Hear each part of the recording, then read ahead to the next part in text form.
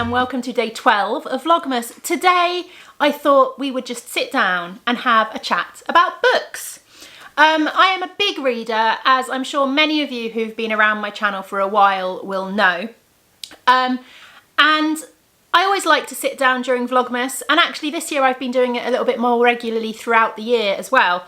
But I always like to sit down during Vlogmas and talk about the books that I've read this year, give you some of my favourites, tell you about some books that I'm currently reading, books that I'm looking forward to, and I'm also going to talk at the end a little bit about our Patreon book club as well.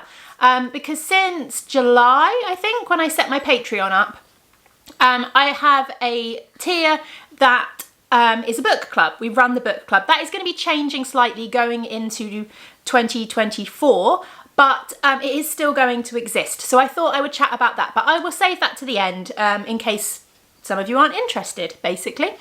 But let's talk books, shall we? So this year has been a weird year for me in terms of reading. I've read a lot of books. I think I've read 94 books currently up to this point in December, which is a lot of books. I can't remember how many I read the year before. I think maybe 75, something like that. But yeah, 94 is a lot. However, a lot of those books have been very fluffy, mindless romances. Because that is what my brain has wanted this year in terms of reading. So a lot of Kindle Unlimited, kind of free romance fluff and things like that. But I have also read a number of books that I've really enjoyed. So I thought I would start with my top 10 books from this year. I read a real range of genres. I read a fair bit of horror, I read quite a few thrillers, I love a bit of fantasy. So I think they're the main kind of things that have ended up on my top 10. I'll go through them. They're just in order of the order I finished them. So the first of the top 10 that I finished this year going through until the kind of most recent one. So they're not ranked in order of my preference for them.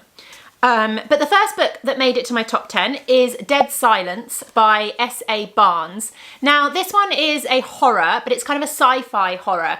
So it's set, it's a group of kind of space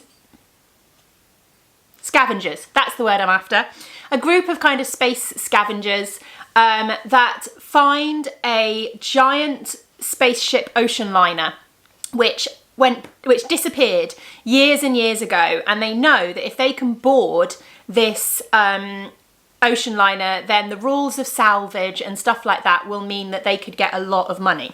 So they do that, they board the ocean liner, and things happen. It was actually really quite scary. I love a good horror book, but it was very much one I couldn't read at bedtime. I really enjoyed it. I would really recommend it. If you're someone who can cope with something a bit scary, you don't mind a few jump scares. The atmosphere in the book was incredible. It was really, really kind of well written in that sense. And it had a really, really interesting ending. So that's one I would recommend. In fact, well, I'm going to recommend all of them, aren't they? They're on my top 10. But that's one I really enjoyed. The second book on my list is The Priory of the Orange Tree by Samantha Shannon. This is kind of an epic fantasy. You're talking kind of worlds with magic and dragons and warring nations and all kinds of things like that. And it follows various different people throughout the world from various different parts of the world. And the culmination of them all coming together within the big events that happen in the story.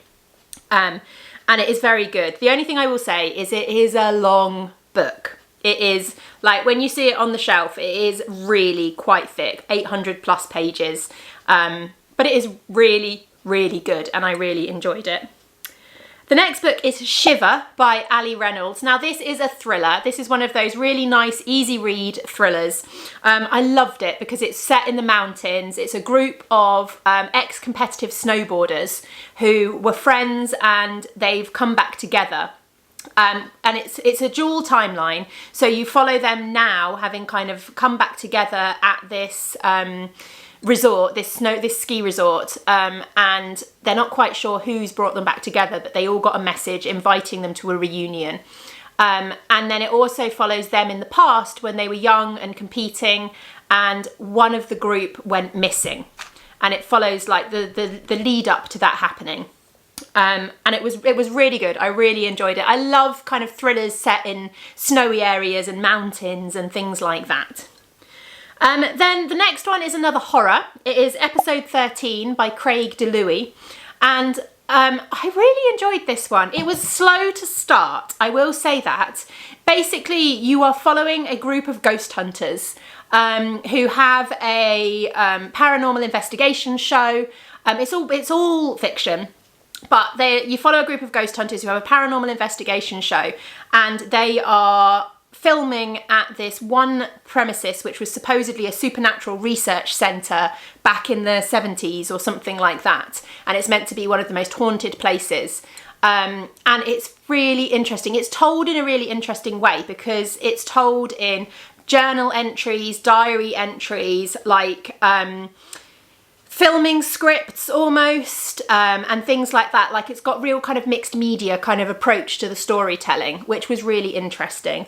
As I said, it was a bit slow to start, but once the action really picks up, I couldn't put it down. I just needed to know what happened next. And it was really good, and it was really, really enjoyable. It was quite scary.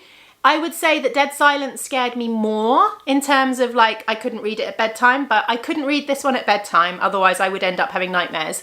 But it didn't have the same in the way of, like, jump scares, if that makes sense. The next book is Her Majesty's Royal Coven by Juno Dawson. And this one, I never know quite how to describe this one. It's kind of a witchy fantasy, I guess, but it's also set kind of modern day. And it follows groups of witches, and it's got quite an interesting kind of political aspect with the fact that, so Her Majesty's Royal Coven is like the government for the witches as such, and it follows a group of friends who were friends as children, and you follow various points of view with them all and the events that kind of bring them back together, but it has a really interesting take on friendship. And I think the way it's described in the blurb, where you think you're going to be reading a book about a group of friends, is really, really interesting. And the characters are really interesting. It does a really good, I felt it did really well at making some of the characters really unlikable. But in a way that you feel like you should be liking these characters because they're supposed to be friends, but actually you don't. But I really enjoyed it. There is a sequel, which I've forgotten the name of the sequel. The Shadow Cabinet. The Shadow Cabinet is the sequel. It's on my list, but I've not yet got to it. I've not yet read it. But I am looking forward to that one at some point. Then we have One Left Alive, which is it's a kind of a crime/thriller by Helen Phifer. It follows a young detective who is quite new to the force, and she is the first on the scene of a murder. And she discovers the bodies, but they quickly discover that one of them is actually still alive. But she can't tell anybody what's happened, and it follows like the investigation into what has happened to this family. And there's lots of twists and turns, and it was very enjoyable. It was, again, one of those really nice, just easy to read kind of crime thrillers. But I really liked the main character. I really enjoyed our detective. Then we've got The Seven Husbands of Evelyn Hugo. I don't know what category this comes under, maybe literary fiction, but I'm never quite sure with that kind of category. It's by Taylor Jenkins Reid, but basically it follows the story of Evelyn Hugo, who is an actress from she started out as an actress in the 40s, 50s kind of era, and we meet her initially as a woman who is in her late 70s, I think, possibly, something like that. And she is sharing her story with the world through a reporter who she's picked specifically to tell her story.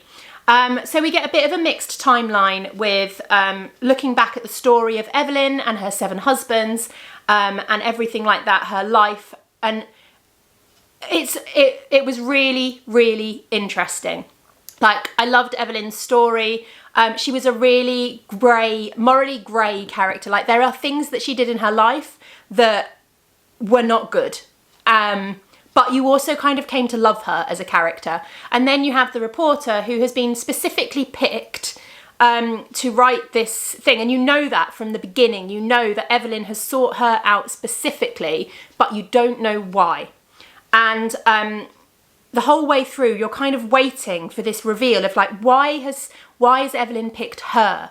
What is so special about her? And then when it comes, wow. It was brilliant. I thoroughly enjoyed it. I've not read any other books by Taylor Jenkins Reid, but I definitely would pick up more having read this one. I enjoyed it. I enjoyed it so much. Then we have another horror. Although this one wasn't nearly as scary as the other two, but that is The Invited by Jennifer McMahon. And basically with this one, you've got a young couple who have moved away from the city into rural America. I can't quite remember where, but right out into the middle of nowhere, and they've bought some land and they are building their own house. But the woman in the couple is really, really interested in history. She loves everything to do with old buildings and history and all of that kind of thing. So as they're building, she kind of collects things with stories and collects parts with history, like a mantelpiece from somewhere, or various kind of bits and pieces that she brings into the house, accidentally building a haunted house. And it's really interesting. It tells such an amazing story of the women that used to live on this land and the ghosts that haunt this land. And it was brilliant. It was really good. It definitely wasn't as scary in the same way, although it was ghosts and there was some horror elements in there. It didn't have that same kind of scare factor as the other ones that I'd read. And then the final book in my top 10 is another crime thriller, and that is The Dry by Jane Harper. This is an American, no, so it's an Australian. It's set in Australia. And you follow a detective, Aaron Faust, I think. I can't remember how to pronounce it. He's like a fraud detective. He looks into kind of financial fraud and that kind of thing.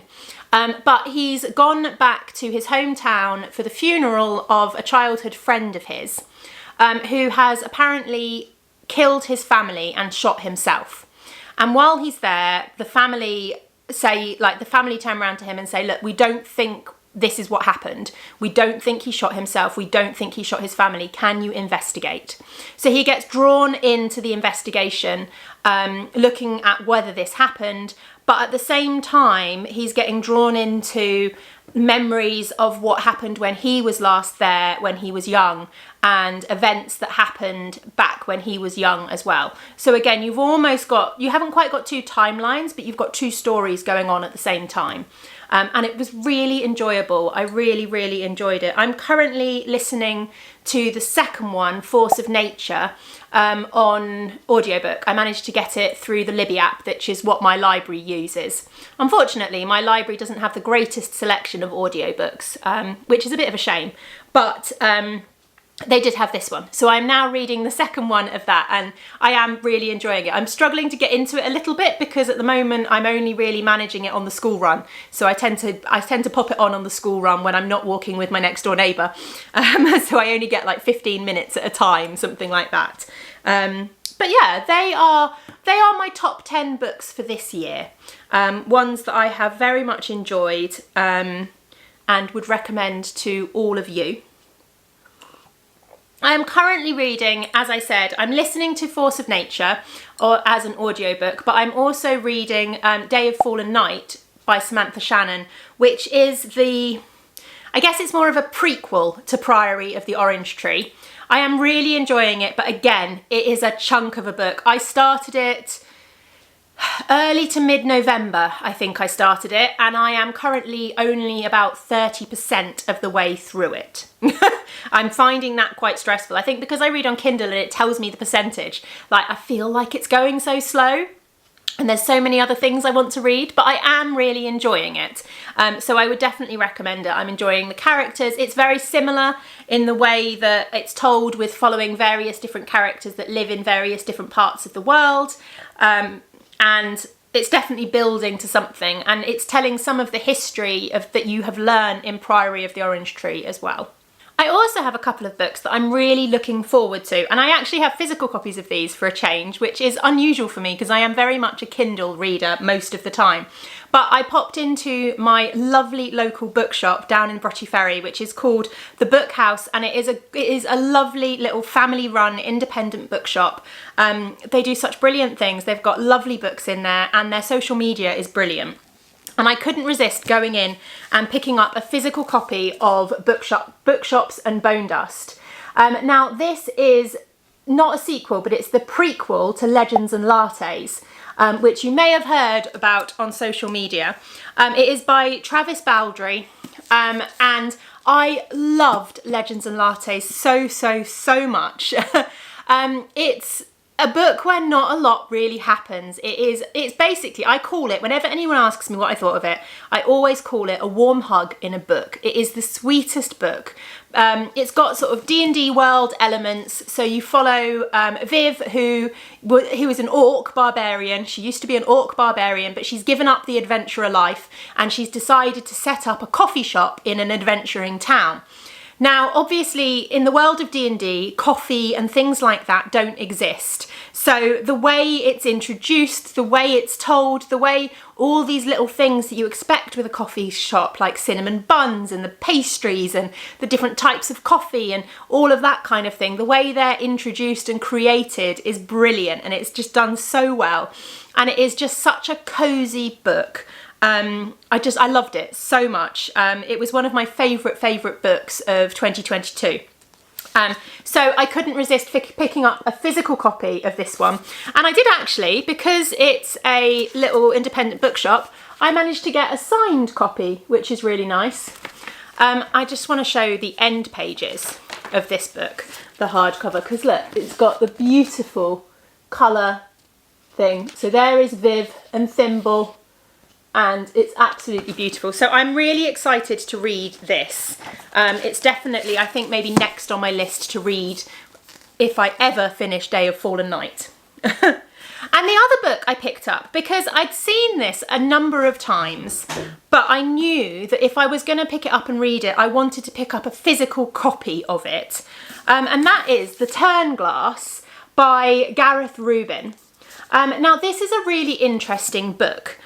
So it follows the story of a place called Turnglass House, and it's two different timelines. So you've got the 1880s with a young doctor, but then you've also got the 1930s in California. But the way it's told, so again, I don't know much about the story of this one, but what really sold me is the kind of way it's told. So let's see if I can find the centre point. Here we go. So basically, you read the first half of the book as you would read a book normally. I can't hold this how I want to hold it because it's a hardback. So yeah, you read the first half of the book as you would read a book normally, but then when you get to the centre, you actually turn the book the other way round and you read from the other direction. So you obviously read from the front page that way, if that makes sense, but I can't flick the pages that way because it's a hardback. But what it says is you can either do that, so you can either read one story and then the other story, or you can alternate chapters. So you can read one chapter with the book that way up, one chapter with the book that way up. And it just sounded so interesting and fascinating, and I've seen it around so many times that I couldn't resist picking up a copy. So yeah, I'm looking forward to that one in a very different way. So there we go, that is all of my kind of book chat. Of course, I can't leave a vlog during Vlogmas without doing Joke of the Day.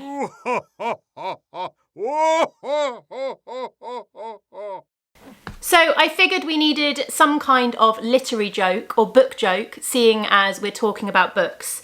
So here is one for you. Why did the librarian slip? Because she was in the non-friction section. I liked that one. I wanted to chat briefly before I say goodbye about my Patreon and the book club that I run as part of my Patreon. Because previously I've had two tiers. I've had a £4 tier, which is called my Giddy vlogger tier, where you get extra vlogs and extra videos throughout the month. And then I've also had my Giddy book club tier, which is £6 a month, and you get kind of everything that's in the vlogging tier, but then we also do a bi-monthly book club. But I'm going to change things up in January, and I'm actually going to get rid of the book club tier. I'm just going to have one tier. So everyone that joins will pay £4 a month.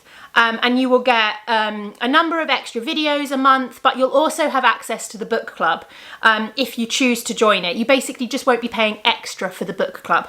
But we will keep up with the bi-monthly book club idea. We do a selection of books and then I put it up for a vote, and then our top two books from that vote are the books that you can choose to read as part of the book club. You could read both of them or one of them. It's up to you. And then we have a little discussion about them. We've got a Discord thread for it. I've previously been doing videos. I'm still working on ideas as to how those videos will work, whether I'm still going to do videos or in the same way, or whether we might do something more in the way of like a little a chat group or something like that to talk about the books.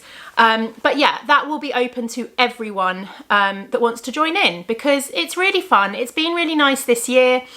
We've done about 6 months of it. So we've had, I think, 3 different book clubs kind of throughout this year so far, since it started in July. Too many J's. And it's been really nice. So just kind of finding my feet, finding what works, and yeah, just simplifying the Patreon a little bit going forward. But yeah, if you're interested, my Patreon is currently paused for December because I gave all my lovely patrons a free month during December because they weren't going to get exclusive videos. Obviously Vlogmas is still up, so you're still getting a video every day, but they weren't getting kind of special exclusive ones. But because I've paused it, it does mean that new members can't join during December, but it will be opened back up again from the beginning of January. So if you are interested, then keep that in mind come January. I will mention it again a little bit later in the month because I want to talk about my plans for it going forward and going into January as well. But that's it for today. I decided to keep it simple. I just wanted to do a quick sit down video, give myself a little bit of a break. But I have got lots of work planned. I've got some dyeing planned later in the week. So there's lots more to come this week. But thank you as always. Thank you so much for watching. I really do appreciate everyone that is watching my Vlogmas videos. It makes it so much worthwhile. And thank you to everyone that has commented, and I love replying to your comments and reading your comments. It really does make it so special. So why not comment on this video? Tell me, have you read any of the books in my top 10? Are there any that pique your interest? Any that you fancy picking up? Having heard the books that I enjoyed this year, are there any other books that you would recommend to me? Because I always love a good book recommendation. So yeah, let me know in the comments. Thank you very much for watching, and I will see you again tomorrow. Bye!